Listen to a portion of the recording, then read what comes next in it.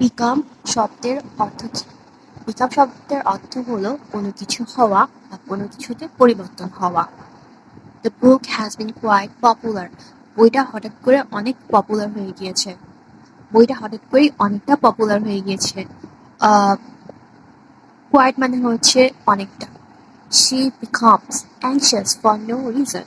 সে কোনো কারণ ছাড়াই চিন্তিত হয়ে যায়। She wants to become an architect. সে একজন আর্কিটেক্ট হতে চায়। What she has become. সে কি হয়ে গিয়েছে? How could she become frustrated? সে কিভাবে frustrated হয়ে যেতে পারে?